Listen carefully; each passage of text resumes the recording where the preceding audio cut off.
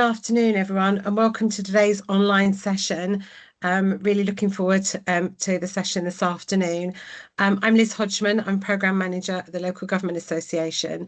I'm in the Children's Improvement Team and I lead on the National Centre for Family Hubs and the ELLI programme. I'm really delighted to introduce you to Asha and the team from Kent, who are going to be taking us through today's presentation. Thank you, Liz. Hello, everybody, and welcome to this presentation. It was an absolute delight when Liz said that she was really interested and supporting children affected by domestic abuse. And for Kent Family Hub as well, for them to be able to showcase the impact and the work that's taken place to support children affected by domestic abuse. I'm Dr. Asha Patel, a clinical psychologist and founder of Innovating Minds. My background of working within forensic mental health services and medium secure services and prison services led me to find Innovating Minds to support children and families access early trauma-informed help. Now, in today's session, we will be talking about children being affected by domestic abuse and the impact this does have.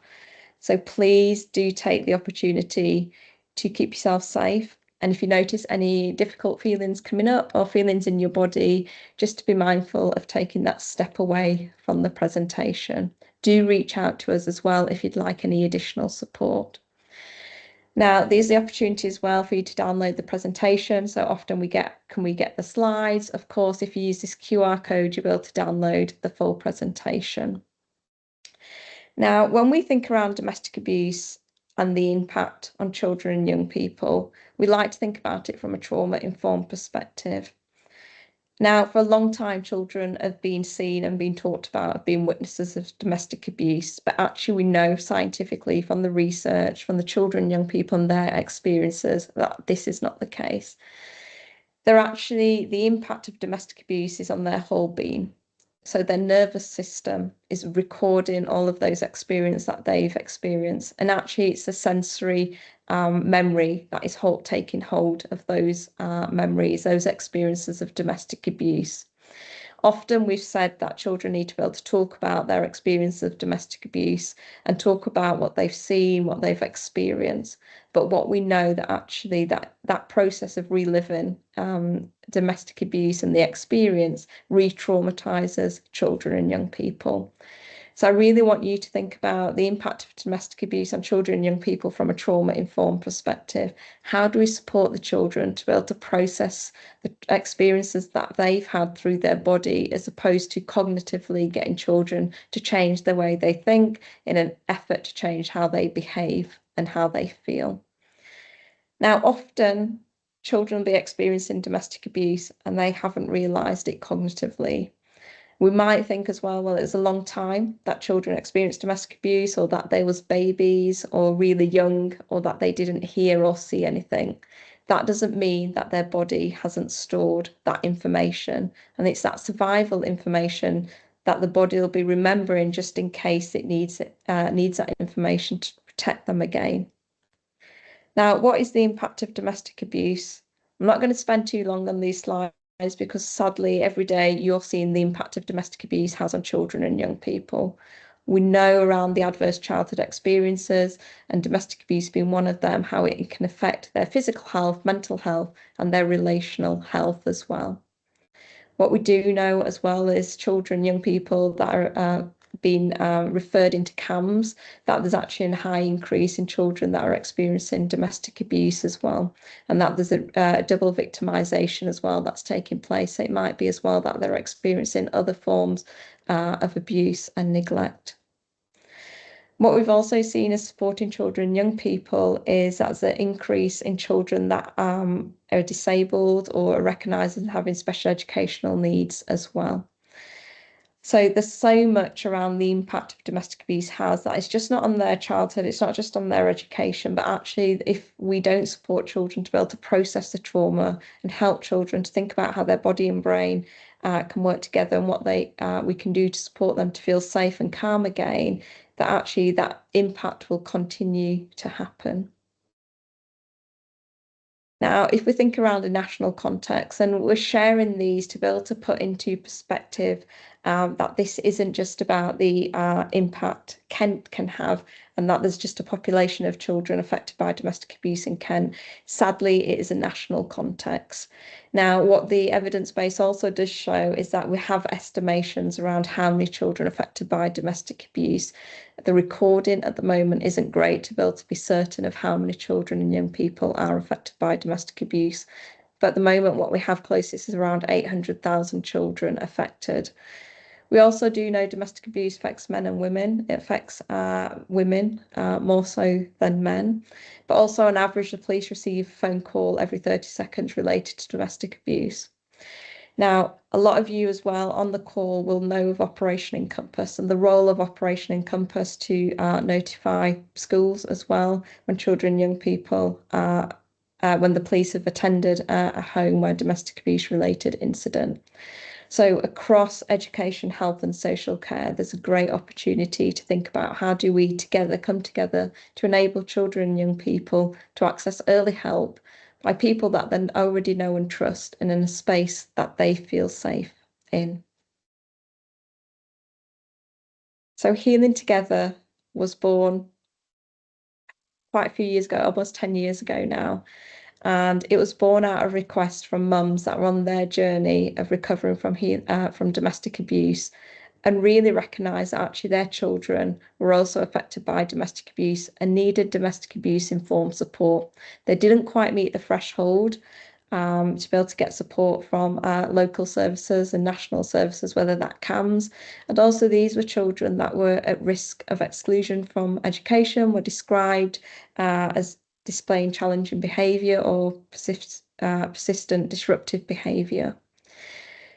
Healing Together was our way to support frontline practitioners to be able to support more children and families affected by domestic abuse. And how do we do this is we upskill those practitioners that are working frontline with children and families at early help points. So that whether that's in education, family hubs, early help teams, domestic abuse organisations. The Healing Together programmes upskills the frontline practitioners by attending 2 days of core training. They also then attend some specialist learning modules to deepen their knowledge and understanding around domestic abuse and the impact on children and young people. On top of that, it's a 6-session programme, so the frontline practitioners get access to all of the resources, the worksheets, the video animations, the manuals, to be able to deliver the 6 sessions flexibly, whether it's on a one-to-one basis, group basis, or online. It's suitable for children aged 5 years plus, so the evidence base that has been published in journals shows that it's statistically significant to be delivered in one-to-one and group interventions for age 5 to 16 years. There's also a programme to support parents and carers to resource them to be able to support children affected by domestic abuse. Now, everything in the programme has been purposely designed and it's been forensically analysed to enable to be able to support children with special educational needs, with learning disabilities, but also to be inclusive of disabilities, ethnicities, different body shapes and sizes. And that's really important for us because it's all around accessibility. How do we create this accessible support? More recently, the programmes have also been translated in Polish, Arabic and Bengali, which is enabling more children and families to access help. Now, I'm going to pass you on to Tamara, who's going to give you more context around Kent Family Hub and how they've been using the programme. Thanks very much, Asha. Good afternoon, everyone. So I'm Tamara Mariklani. I'm the Partnership and Participation Manager for Kent Family Hub. My role is a county-wide role, and so in terms of working in partnership, as I've kind of been involved with the development of the Healing Together programme across Kent Family Hubs. So to give you a little bit of context, Kent was one of the trailblazer authorities to receive some additional funding to get the Family Hub programme up and running. And we are now really pleased to say that we're at a point that we have a core offer of delivery. That covers 15 areas of Annex F, where we will deliver services against, one of those areas being the signposting to domestic abuse support. But we realised really quickly that across Kent, there are different domestic abuse service providers, some of which do offer support for children who have witnessed domestic abuse, but that's not consistent across the county. And so we wanted to be able to go further with that service area and make sure that we're offering a trauma-informed domestic abuse support programme for children. Kent is a really big authority. We've got 56 hubs across the county and huge differences across the county. So there's some really wealthy parts, but there's also areas of high deprivation. We've got urban areas, rural areas, coastal rural areas, all of which present different challenges to the staff teams. And obviously then different districts have different priorities and different gaps in their service.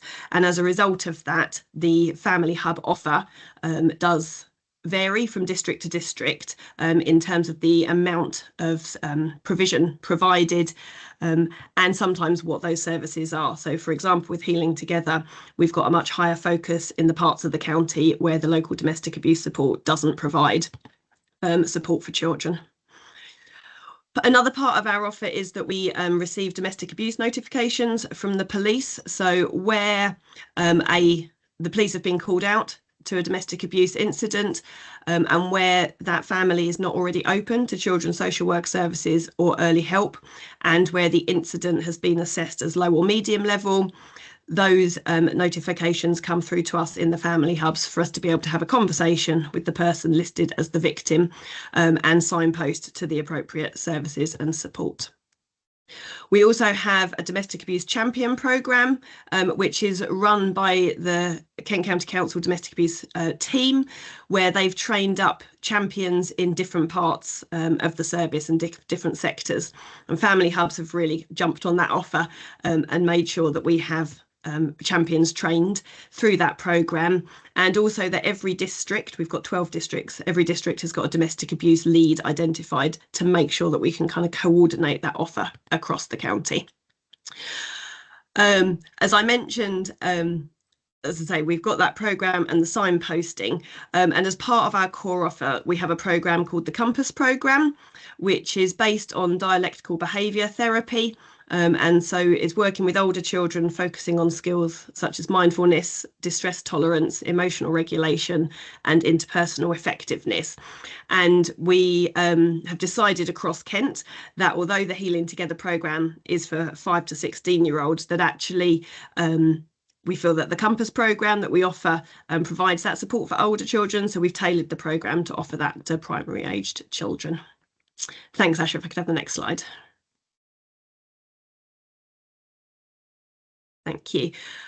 So a few stats for Kent and Medway. We're, as I say, really lucky. We've got the massive authority of Kent, and then there's a patch of the county that is covered by a different authority for Medway. So a lot of the statistics come together as those two authorities.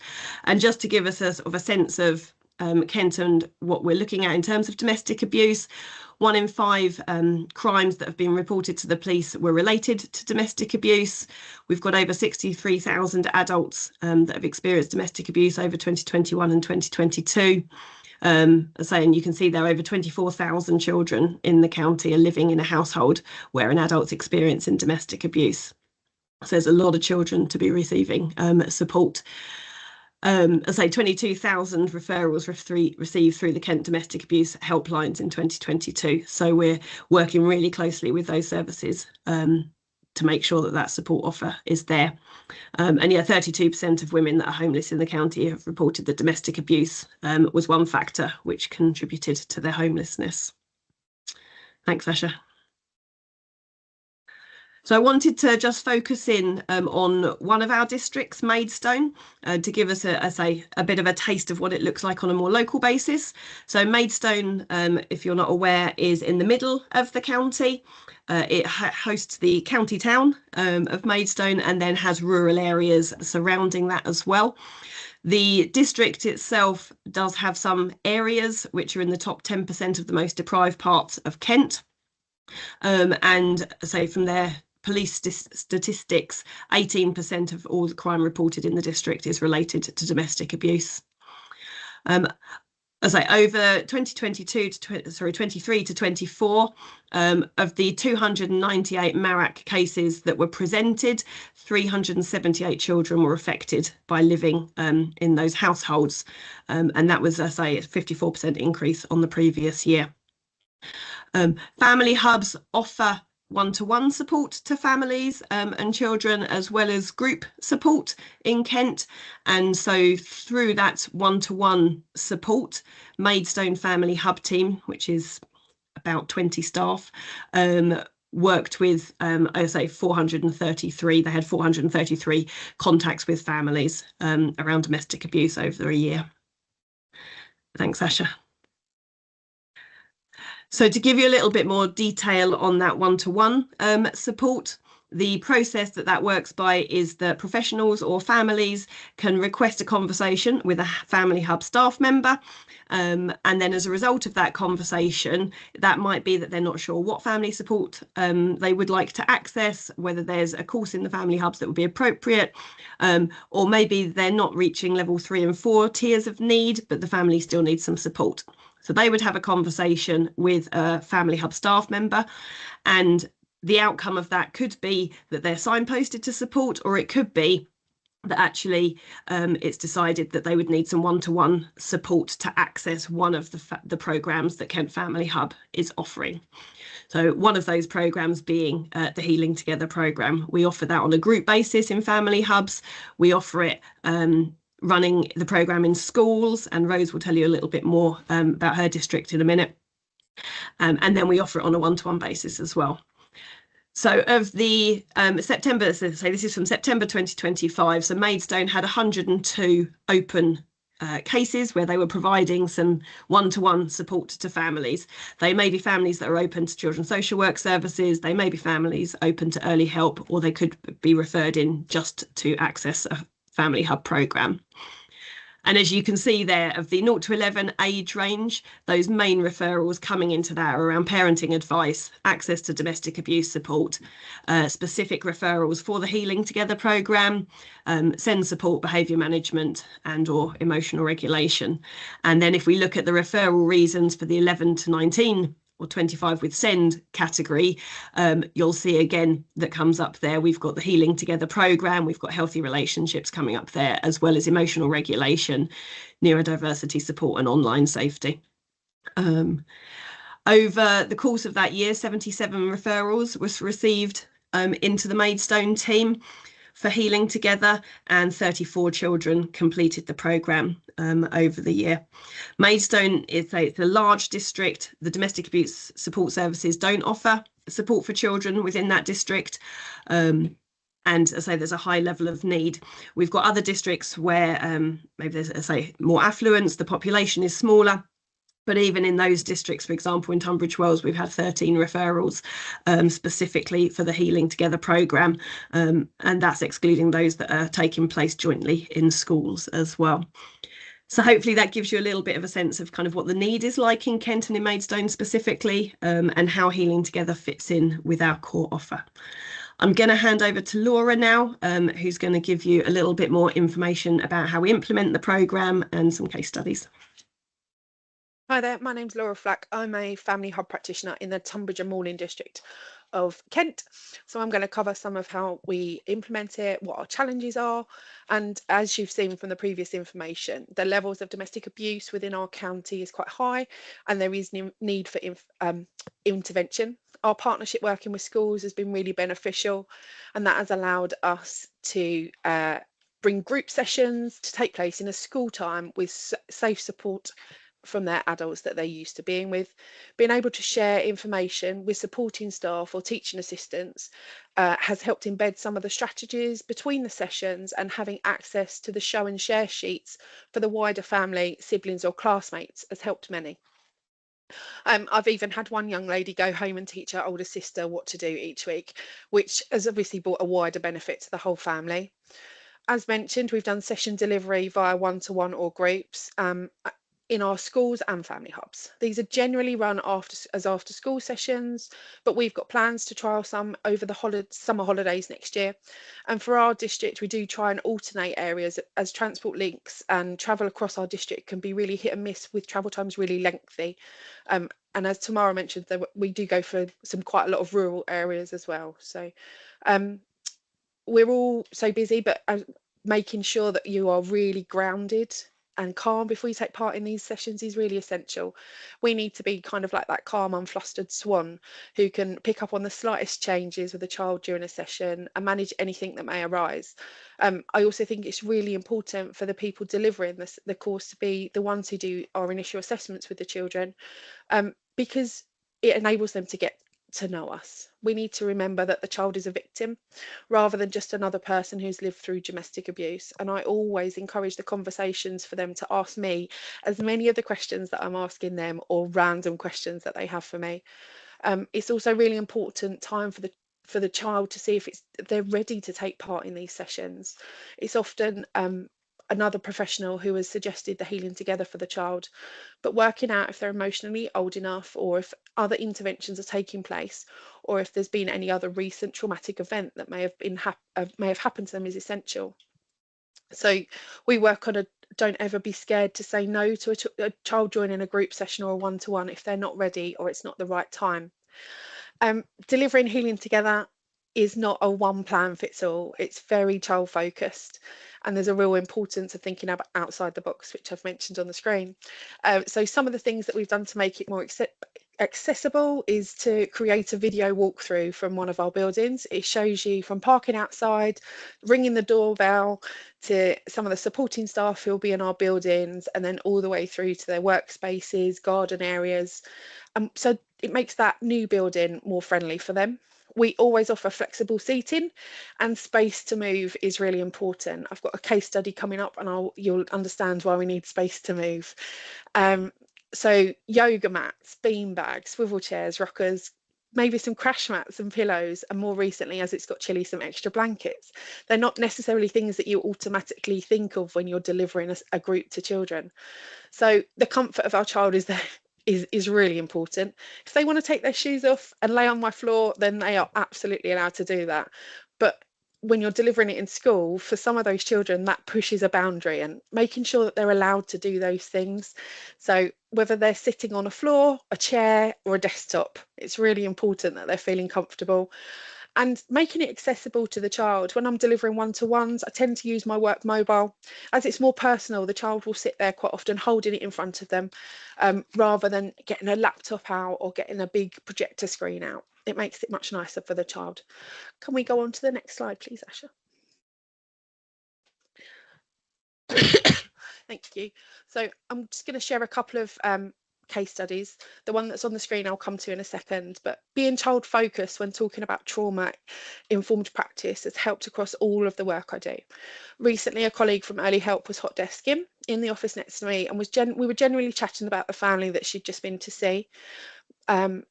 Mum had been attacked by their next door neighbour during a mental health crisis, all of which was witnessed by the 6-year-old daughter. My colleague spoke of how Mum was now struggling with her mental health, and the little girl had become very anxious. And I was able to break it down and explained it from the child's point of view, of how she would have witnessed the incident and discussed what she may have been feeling. This led my colleague asking me to support her on a home visit with her mum, even though I wasn't actually working with them at that time. I'd been told prior to the attack that Mum had been really confident, she was outgoing, that she worked full time, and she had a really busy social life with her little girl. I was able to see how Mum had become very withdrawn and anxious, seeing her hypervigilant at every noise within the building. Even though Mum didn't think any of this had been seen or heard by the daughter, she was aware of everything and had been privy to some of the conversations later about the event. But breaking this down so that into smaller chunks of behaviours and explaining the effects of this really traumatic event to Mum through the eyes of her 6-year-old gave her valid reasons and explanations on why her behaviours had changed and what could be done to support them both.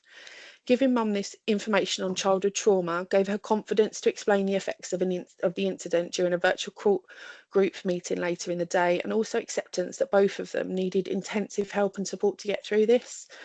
So by sharing the knowledge on trauma and with this vulnerable mum allowed for an onward referral to a fully funded place at Dandelion Time, which is a local charity that offers 10 weeks of intensive nature-based family interventions. And she had that before we'd had that conversation, she didn't think that it was needed for them. So there's some nice images on the screen for you, and I'm going to share a case study around Jack. This is still really fresh for me with Jack, so I am a little bit emotional about it, so I will just warn you though before we start. So I first heard about Jack around Easter time. When a colleague spoke to me about the suitability of healing together for this little one. I heard the words from her, he's just so angry and he rages at me and I can't get anything done. I think he needs you. Now, as you can imagine, hearing that as a professional is both heartwarming in someone else can see how much you enjoy working with a child, but heartbreaking as you also immediately see that this child is struggling and needs support. 7-year-old Jack is number 4 of 6 siblings who range from 14 down to 1. His family have had multiple episodes of interventions with colleagues in both early help and social care. And with a family of history of parental and sibling drug use, the death of a step-parent, and a long history of domestic abuse, we can all see why Jack might be feeling angry. I'd love to say that getting to know Jack and meeting his family was easy, but if you've ever had a 7-year-old open the door and immediately swear at you, saying, "Oh, there's an expletive there, sorry, it's not you two, is it?" However, we did get to know each other, and Jack was willing and wanted to start healing together group sessions after school, and the first few sessions went okay. So important information is that Jack is currently awaiting an ADHD diagnosis. He craves movement, and by this I mean movement all of the time. He loves running and has one of the biggest smiles on his face when he does so. More recently, he's been running from the car to beat mum into the family hub, and I've never seen him sit on a chair conventionally. He'll straddle it. He'll lay on the floor with his legs up onto it. He'll sprawl across a sofa or suddenly roll himself like a burrito into a floor mat and then go hiding under a blanket. Giving him the space and freedom to move is essential and has been so. We got to week 4 of the group sessions of healing together, which for me is normally a week where everyone relaxes. All the children have met everyone else, they know the session layouts, they know what to expect. And Jack was a little fizzy on arrival for one session, but he still wanted to come into group. However, his dysregulation rapidly spiraled and his movements became unpredictable and unsafe for the other children. I could see that one of them was especially getting upset by Jack, and it was at this point I stopped our group session and took Jack out to his mum. We kept the rest of the children safe, we reset and calmed, and then used some of our breathing and read stories and shared play for the rest of the session. As mentioned, Jack is one of 6 children, so he also lives in a busy home, but the night after this his mum was brilliant. Once home, all he wanted to do was be in the shower. She let Jack stay in that shower for 45 minutes that night, with water running over him, washing his snuggly and beloved sloth. Mum said afterwards it felt like he had to get to this kind of breaking point where he then let everything out and some of his barriers came down and he talked. He was missing his stepsister, he was missing his stepmum who had died, and he had found some words and clarity in his feelings to say this out loud that night in the shower with his sloth. So from then, Mum and I decided that it was best to give him a break and wait until the summer holidays where we could do quieter, less stressful one-to-one sessions without him having been at school all day too. He came in chatting and seemed fine, but almost immediately showed me that he still wasn't ready. He was sitting on the floor under a desk facing a wall. So as promised, I listened to what wasn't being said and we decided to end that session there and then. And we went outside to find his mum. So again, together, Mum and I decided that he wasn't ready. I left it with Mum and worried I had caused him a bit of further trauma by trying to get him back into a session, but we both agreed he needed the summer with no formalities of school, no sessions to come to, and maybe that we should wait until the new year. Once Christmas was out of way, once the school term was, he's got used to his new teachers. Mum and I have kept a dialogue open, and I kept both Jack and his brother on our waiting lists and chatted to them over events in the summer. However, on the 1st of October, you'll see the message that I received from his mum. It says, "Just walking to school with Jack. He's randomly come out with asking me, is he going to see Laura again? You know, that Laura used to see every Tuesday. I asked him if he wants to go back to see you, and he said yes. Do you think it's worth trying? Well, so we have. So, and Jack come running into the building with his massive smile and has joined us sessions after school. It's been taking place. It's taken planning, sorry. I know that he needs movement. So we're in a room with lots of space, few distractions by the resources we're bringing in for each session. So such as fidgets, sensory toys and stuffies. I also know that after school, he doesn't want to do writing and needs support for this. So we've had extra adults available, but we've had a breakthrough. Whilst finding the emotions of sadness and excitement, he had the excitement of using our interactive board, and you've got some images there. It was enough to get him writing down everything that he wanted to say.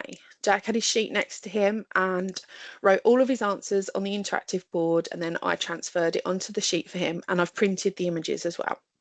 So as you can see, the central one is his feelings of happiness. It would be rainbow shaped, rainbow coloured, and he'd be feeling it in his hands. On the right, you've got his what his sadness looks like for him. It's a rain cloud with spiky, pointy triangle shape that makes his feet and his face feel sad. So I know that I would never have thought of using these things when I first started delivering the sessions back in 2022.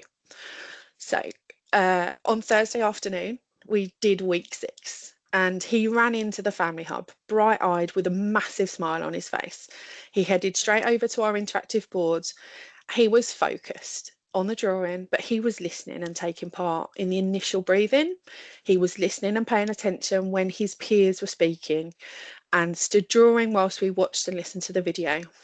And then this is when he floored me. Asha, do you want to share the next bit? So little Jack didn't want to use the interactive board. He didn't want help. He didn't want me to do anything. What he wanted was to come and sit next to me on the other side of the room.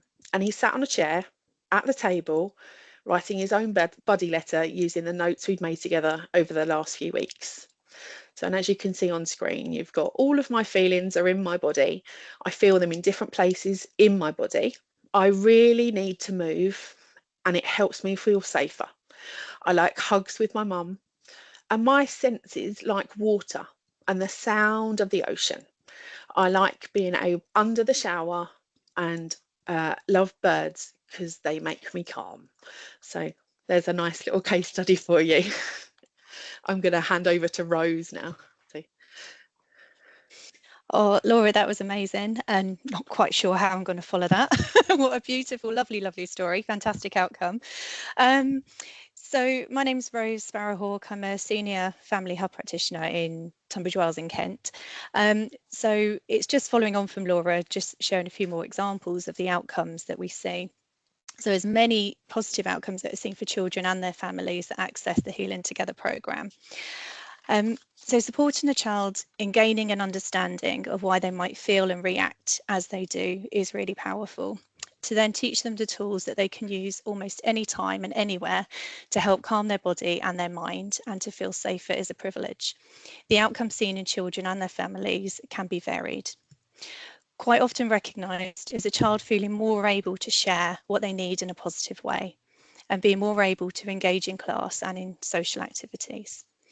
If a child is supported to feel calmer and safer by using the tools available to them, then this often also impacts on the family, reducing tension and stress at home, and improving connection between the parent and the child, as well as siblings, as there is often a calmer environment.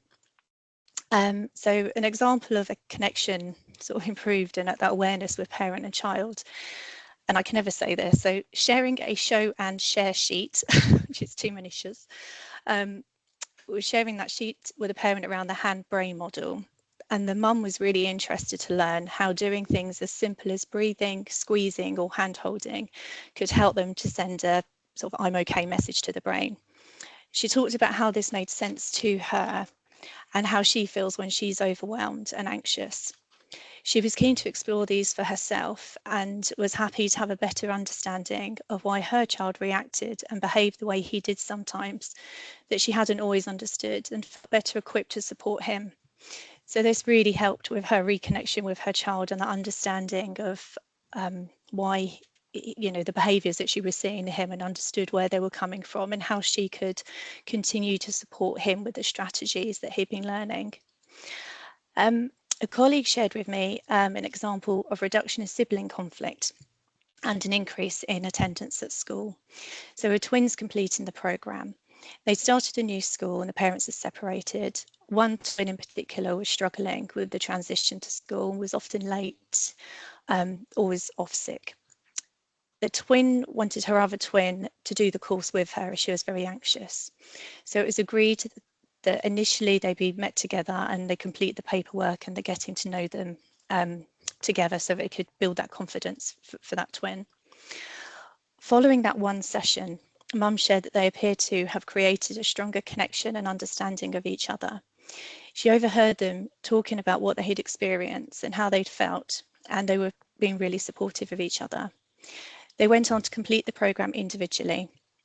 By the end of the 6 weeks, attendance at school had much improved, being on time most of the time and not reporting feeling as unwell as they had done before. So hopefully, you know, feeling less anxious and feeling safer. Mum had also reported that the twins had often been falling out with each other and there'd been a lot of conflict. However, the course seemed to give them some shared insight and connection. And although they still argue, this had reduced in frequency and severity. Another example, and this is all about accessing further help. So child D was being supported by an early help worker and was struggling at school. D wasn't talking to anyone and was very closed, and it was hard to understand, for adults to understand what she needed and how to support her and how she was feeling. D accessed the Healing Together programme, and this gave her the space that she needed to understand herself better and what strategies worked for her.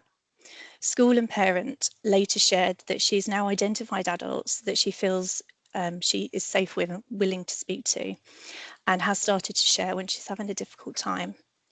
She's now open to accessing further groups that might help her to build her confidence. And I just want to share one more example of a child I was supporting. So she was only 5 years old. And when we went to collect, we go to the classroom to collect her and some other children. And for the first 4 weeks, she was sat outside the classroom in reflection time out. And this was due to either not sharing, or she was hitting out, or she was grabbing, you know, just being very angry in class. By weeks 5 and 6, when we went to collect her, she was in the classroom and the teacher was sharing how she was coping much better in class and interacting with her peers more easily, which was a really wonderful, you know, sort of outcome to see, that she was increasing, you know, her engaging with her peers, and education had much improved. Okay, so I'm going to hand over to Asha. Thank you.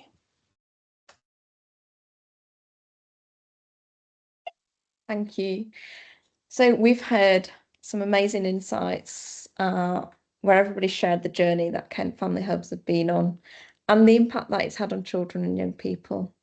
Now, for us, it's really important as well that we embed evidence-based practice into our practice. And this is to be able to measure the impact. Is what we're doing still doing what we think it is? What is the impact it's having? So the emotional awareness questionnaire is embedded into the Healing Together programme. So the frontline practitioners, people like Laura and Rose, will be completing the emotional awareness questionnaire pre and post programme. That data is then uploaded to Innovating Minds, where we analyse the data and create impact reports. We also collect case studies as well, because sometimes a questionnaire doesn't quite capture the journey that a child and family has been on. So today we've received 88 data sets. We know there's probably a lot more children that have been reached with the Healing Together programme, but out of the 88 data sets, we've had 38 boys and 50 girls aged between 5 and 13 years. We also ask around disability and ethnicity as well, because it's also good to be able to capture about the other people and the demographics of the people that we're supporting. Now, the emotional awareness questionnaire is a valid and reliable tool, so I think that's really important to think about, is how do we measure impact using valid and reliable metrics. Now, the data and the impact data demonstrated that actually there's a real increase in children being able to differentiate between their emotions. Now, this subscale was the, I guess, the greatest impact that we saw across this 88 data sets. But also children were not hiding emotions and was able to verbally share their emotions as well. We saw that actually as well, that 97% enjoyed attending the Healing Together programme, that they would recommend it, but also that they'd learned the techniques and would use them as well when they're feeling scared or anxious. So that longevity of how do they use those tools that they've learned in the session with the Healing Together programme into their day-to-day practice. Now, what we say about the Healing Together programme is actually it's the practitioner, it's people like Laura and Rose that has the relationship with the child that is the biggest resource. So the resources around the tools that the children learning through the Healing Together programme, actually the impact happens because of that therapeutic relationship, that therapeutic interaction, and that ability for the frontline practitioners to be able to offer those moments of co-regulation. And then also to be able to access the resources and learn about their body and brain and what happens when they feel safe and unsafe. Now, the reason why the Healing Together programme doesn't ask children to talk and relive about their experiences of abuse is also because we don't want them to be re-traumatised, but also we want them to have a positive help-seeking experience. What we know about trauma and how trauma is processed, we know that actually people don't need to relive it, rechange their scripts about it, their cognitive scripts. Now, Kent has come a real long way in terms of developing their evidence-based practice. We work with Kent to be able to look at how we can measure the impact, but also how we measure the social return on investment. So every pound that's been invested into the Healing Together programme has generated £21.09 of social return on investment. Now, in summary, I think we can all agree that enabling children and young people affected by domestic abuse, it's really critical that we offer that early help, that time for them to be able to process the trauma that they've experienced, and also to have those opportunities around co-regulation and to be able to utilise those skills that after the Healing Together programme, after interactions with family hubs, that actually they can have those lifelong skills that transfer into their relationships, to their education, into workplace in the future. Now, I invite you all for questions and reflections. So do share with us any questions that you have, and for you to think about actually what is working for you. What gaps in services do you have to support children affected by domestic abuse, and specifically support for children? Too often we've developed and designed services where we're supporting the safe parent in an effort then to be able to support the child that's been affected by domestic abuse. But children need their own space for their healing journey. And is there anything that you need support with?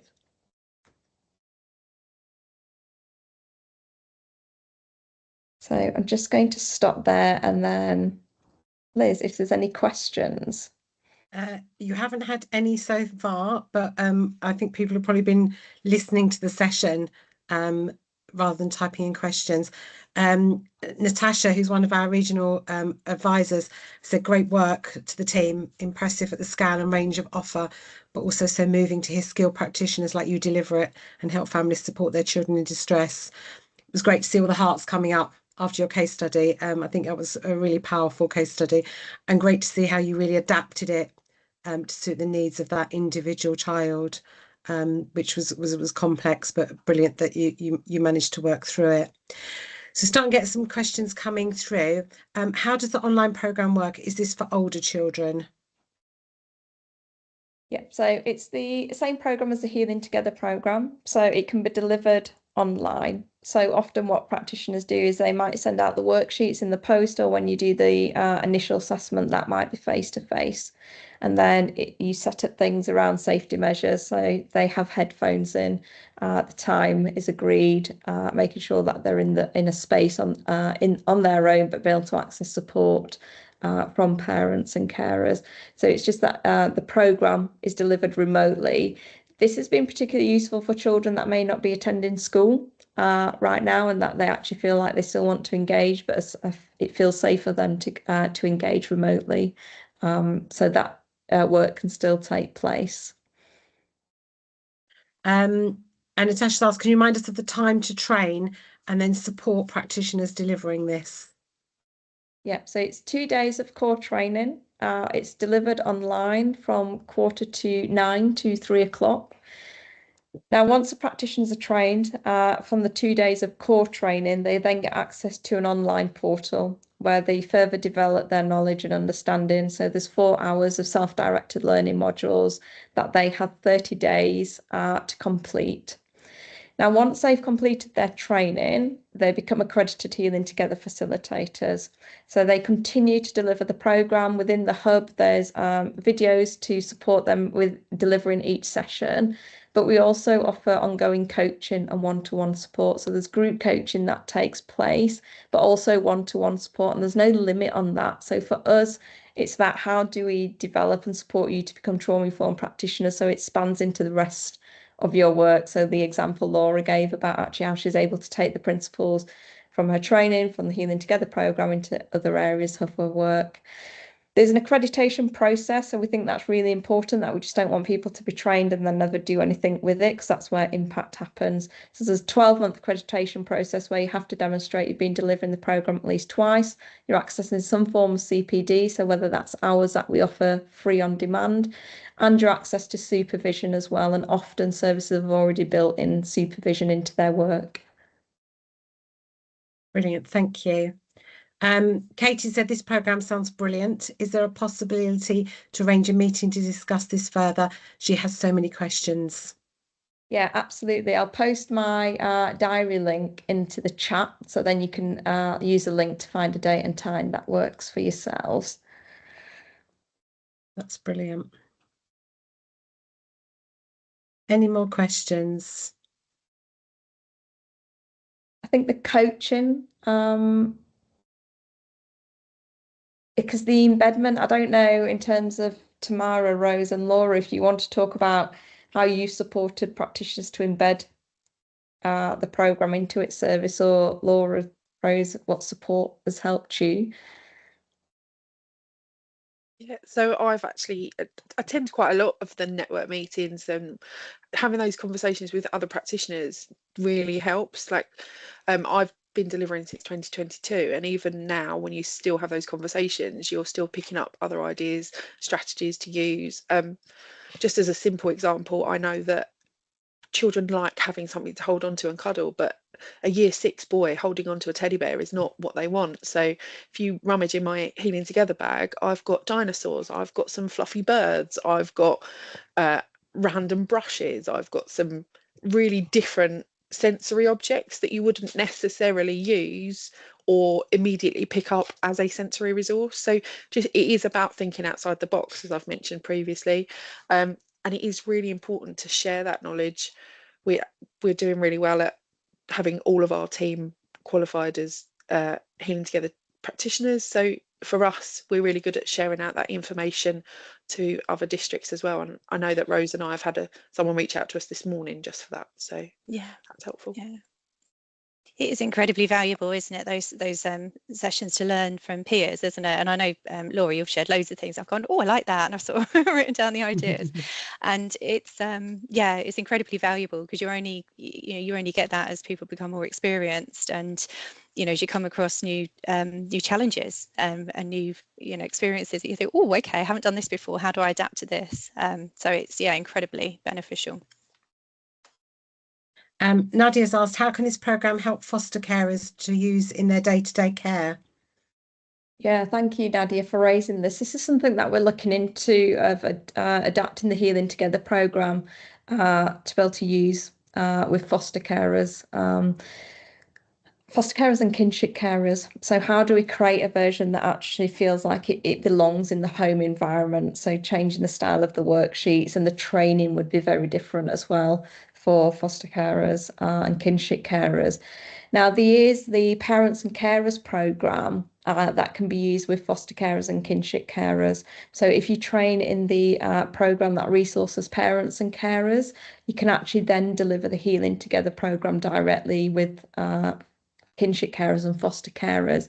And there's an additional online training module to support you to think about how you'd work with them very differently to parents and biological parents. So there is a program there, and it's the 6 sessions, and they actually access the same program as the children do.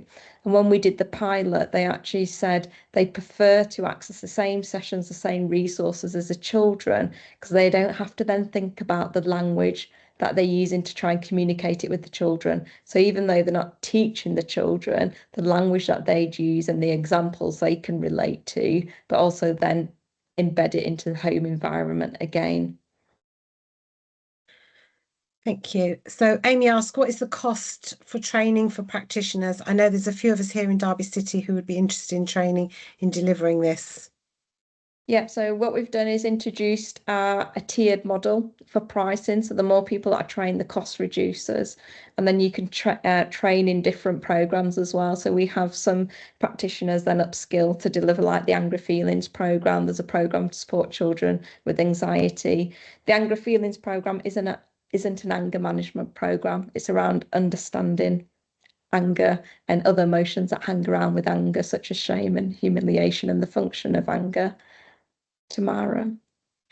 I just want to say, so in Kent, we've been really fortunate, and our Police and Crime Commission have been able to secure funding to offer places. So the majority of our Family Hub staff have been trained using that funding, because obviously being a trauma-informed programme, it ticks boxes in all sorts of other places as well. So it may be worth, Amy, exploring some of those other funding opportunities more widely as well. Great, really good idea. So Bernadette asked, can I do you have a programme for the under 5s? Yeah, again, something that we've been asked quite a bit about, and that'd look very differently. So again, it will keep you informed around the developments of other programs. It goes through so much scrutiny.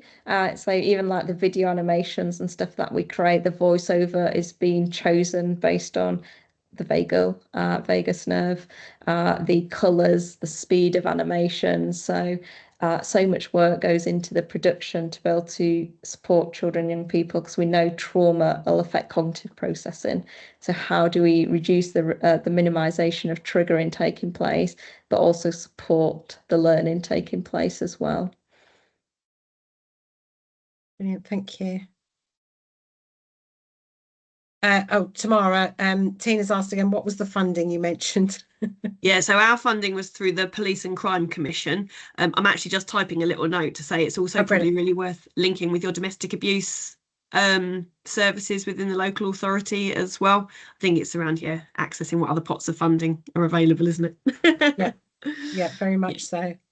More recently as well, what we've seen local authorities do is pull pots of funding together, because it spans across so much. So youth justice, virtual heads as well, family hubs, local, early help teams. We've also had public health joint fund as well, and they've supported then that implementation, and then they've been really keen on looking at the evidence base behind that as well. Brilliant. Do we have any more questions?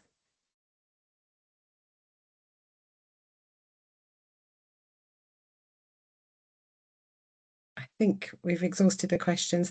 Thank you all so much. It's a topic that's very... Oh, we've got a question. Nadia, does Solihull Local Authority provide this training and funding, if you're aware of? No. Solihull, I don't believe are a local authority that we're working with. Maybe you will now.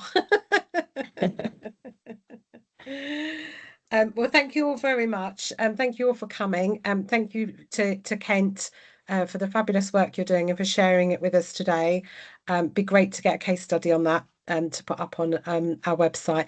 And thank you, Dr. Asha Patel, for contacting us in the first place and highlighting the work that you're doing.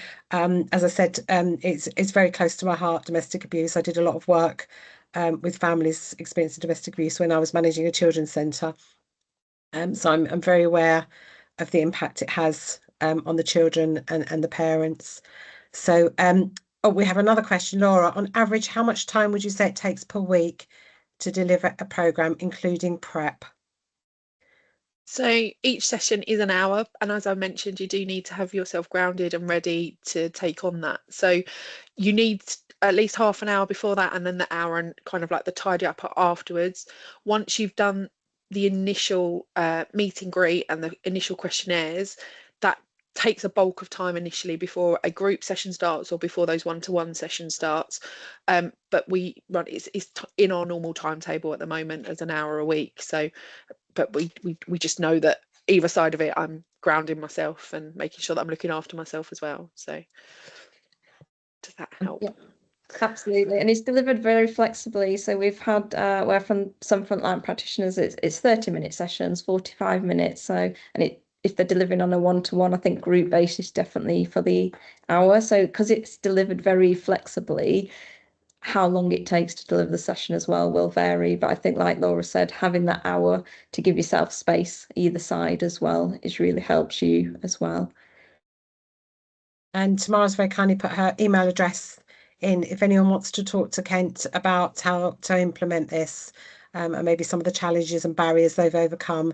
Tamara's very happy to chat to you. So yeah, that's brilliant. Well, thank you all so much. It's been an absolute fab session.